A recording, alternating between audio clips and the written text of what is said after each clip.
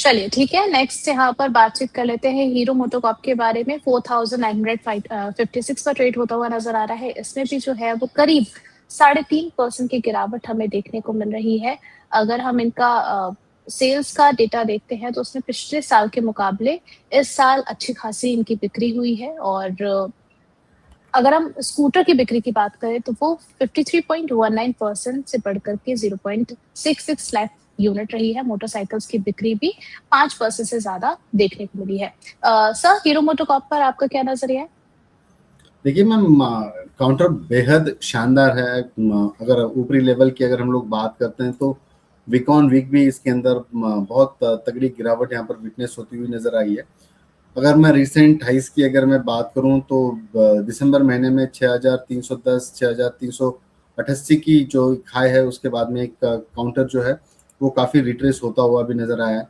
मैं अगर रिट्रेसमेंट की वैल्यू भी अगर यहाँ पे मैं पिच करूं तो मुझे लगता है कि जिस लेवल के ऊपर अभी फिलहाल ये ट्रेड कर रहा है, ये रिट्रेसमेंट की काफ़ी लोअर लेवल के ऊपर ये ट्रेड कर रहा है।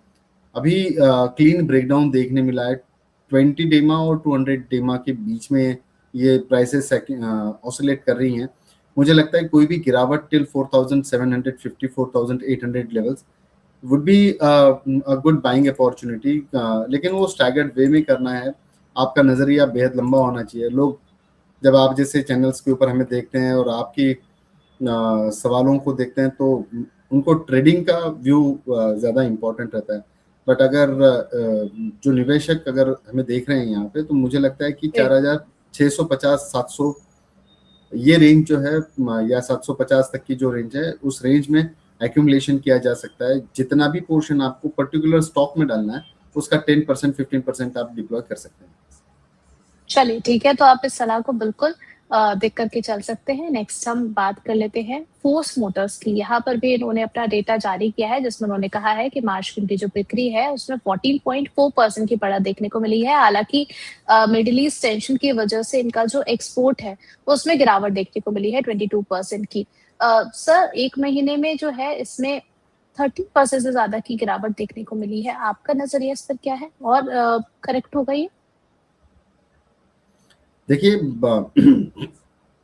ओवरऑल मार्केट का सिनारियो ही काफ़ी गंदा जा रहा है यहाँ पे। लास्ट मंथ में इसने जो लो बनाया वो काफ़ी क्रूशल होगा। जो यहाँ से 1,000 पॉइंट नीचे करीब 5% के आसपास समझ लीजिए, 19,280 का एक लो है। कोई भी कैंडल डेली टाइम फ्रेम के ऊपर की अगर उसके नीचे क्लोज होती है सिग्निफिकेंट लो के साथ में, तो ये सारे इसके जो की मूविंग एवरेजेस है और विवैप की जो लेवल्स है उसके नीचे आकर वो बंद होगा। मुझे लगता है कि अगर वो लेवल टूटती है तो एक डाउन टिक इसके अंदर विटनेस जरूर हो सकता है। लेकिन अगर बाइंग अपॉर्चुनिटी अगर आप देखना चाहते हैं यहाँ पे, तो अगर जब तक वो लेवल के ऊपर में है, एक्यूमुलेट करें, 18,000 का एक स्टॉप लॉस मेंटेन करें, और 19,280 की एक बार लेवल अगर टूटती है तो फिर थोड़ा सा एक रेजिलियंस अगर दिखाएगा वहाँ पे, तो खरीदारी की सलाह रहेगी।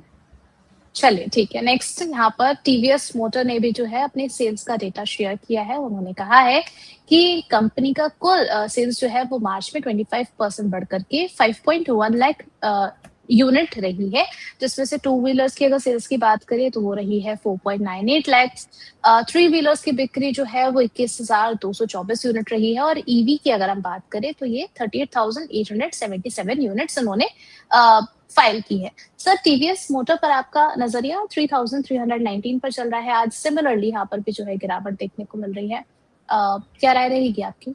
देखिए मैम, ये मेरा पसंदीदा स्टॉक है, और डिस्क्लेमर के तौर पे बोलूँ तो मैंने अपने क्लाइंट लोगों से ये स्टॉक बहुत समय समय पर शेयर भी किया हुआ है। फिलहाल कोई पोजीशंस इसके अंदर है नहीं। मुझे लगता है कि एक बड़े टाइम फ्रेम के ऊपर क्लीन ब्रेकडाउन दिया है यहाँ पे, और 200 डेमा के नीचे काउंटर आते हुए नजर आया। बेस बना हुआ था 3,280 के आसपास का। अगर वो बेस टूटता है तो डेफिनेटली एक अच्छा खासा डीप यहाँ पर देखने मिल सकता है। बाइंग अपॉर्चुनिटी जो है 3,180 3,200 की रेंज में रहेगी। आहिस्ते आहिस्ते इसमें एक्यूमुलेशन करके चलना होगा। मुझे लगता है कि over the period of time में काउंटर काफ़ी अच्छा परफॉर्म कर सकता है। टू व्हीलर स्पेस में सबसे बढ़िया काउंटर अगर कोई है तो वो टीवीएस मोटर्स है। डेफिनेटली आज समय ठीक नहीं है, लेकिन लंबे अवधि के लिए इसमें स्टैगर्ड वे से एक्यूमुलेशन किया जा सकता है। और एक बात चलिए ठीक है। कह दूं उर्वशी जी, देखिए बीइंग ए टेक्निकल एनालिस्ट, इतनी ओवरसोल्ड टेरिटरी में सारे स्टॉक्स जो अच्छी क्वालिटी के वो टेम्पटिंग लगते हैं हमको, बट सेंटिमेंट्स के ऊपर काम करना भी बहुत जरूरी है। तो मैं इसलिए थोड़े से नीचे की लेवल दे रहा हूँ कॉशियस पॉइंट ऑफ व्यू से। जब चीजें सही तरीके से ऊपर आना भी शुरू हो जाएगी, हम लोग महंगा भी खरीद सकते हैं उसमें, बट कन्विक्शन मिल जाता है ट्रेंडिंग मार्केट में। बेयर मार्केट के अंदर थोड़ा डिफिकल्ट होता है। चलिए ठीक है, तो बिल्कुल मार्केट में कॉशियस रहने की ज़रूरत भी है आप सभी लोगों को। सर को एक आध सवाल यहाँ पर हमारे दर्शकों की और जानना चाहेंगे, हालाँकि आपके पास थोड़ी-सी समय की कमी है, तो कोशिश करेंगे कि जल्दी-जल्दी हो जाए। सर सोनल जी का सवाल आया है, जानना चाह रही हैं क्या मैनकाइंड फार्मा ले सकते हैं अभी शॉर्ट टू मिड टर्म के लिए? मैम देखिए, शॉर्ट टर्म की ट्रेडिंग तो बिल्कुल अवॉइड करके चलें। स्टॉक का जो स्ट्रक्चर है थोड़ा सा निगेटिव बना हुआ है, बट काउंटर काफी बढ़िया नजर आता है ये। अगर आप शॉर्ट टर्म की बात सोचते हैं तो मेरे हिसाब से अवॉइड करना चाहिए। लॉन्ग टर्म के लिहाज से आप जरूर इसको एक बार टेक ले सकते हैं। गिरावट और भी इसमें परसिस्ट हो सकती है, तो मेरे हिसाब से थोड़ा सा वेट करके चले। ओके, शिवाय जी का एक और सवाल आया है, sir JK bank versus bank of Maharashtra, आपका पसंदीदा इन दोनों में से कोई काउंटर है या फिर बैंक में किसी और स्टॉक को हम देखें? Ma'am to be very honest, इस तरीके की छोटी मझोली बैंकों में जाने से, हालांकि ये निफ्टी 750 के हिस्से हैं, लेकिन स्टिल मुझे लगता है कि Canara bank, bank of Baroda जैसे स्टॉक्स है, यूनियन बैंक जैसे स्टॉक्स है, पीएनबी जैसे काउंटर है, ये अच्छा परफॉर्म कर सकते हैं इन बैंकों की तुलना में। अभी तो देखिए जिस तरीके के ट्रम्प के बम चल रहे हैं यहाँ पे, तो बड़ी गिरावट जो है वो बैंक्स के अंदर ही हम लोग विटनेस करते हुए देख रहे हैं यहाँ पे। अभी अगर मैं अभी की बात करूं यहाँ पे, तो करीब करीब 3% के आसपास की गिरावट बैंक निफ्टी के अंदर देखने मिल रही है, और ये गिरावट और भी ज्यादा गहरा सकती है यहाँ से। तो बैंकों में अगर जाना है तो Canara bank, bank of Baroda, union bank, PNB, इस काउंटर्स में दमखम ठीक ठाक लगता है। चलिए पोलिंग रिजल्ट देख लेते हैं। सवाल था कि लॉन्ग टर्म के लिए सेफेस्ट बेट एंड बेसिक कौन सी है? Indian bank, TVS motor, Indian oil या फिर विप्रो? यहाँ पर सबसे ज्यादा वोटिंग सर इंडियन बैंक की तरफ है, उसके बाद 19% टीवीएस मोटर और 12% जो है इंडियन ऑयल और विप्रो को लोगों ने चूज किया है। आपका वोट इनमें से कहाँ जा रहा है?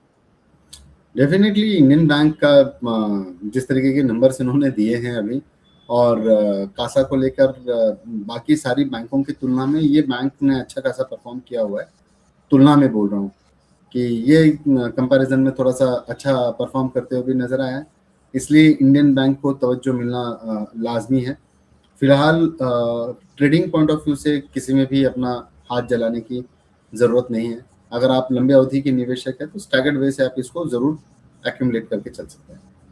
चलिए thank you so much Pankaj sir हमारे साथ जुड़ने के लिए और हमारे सभी सवालों के जवाब देने के लिए। एक डिस्क्लेमर और दे दीजिए सर प्लीज।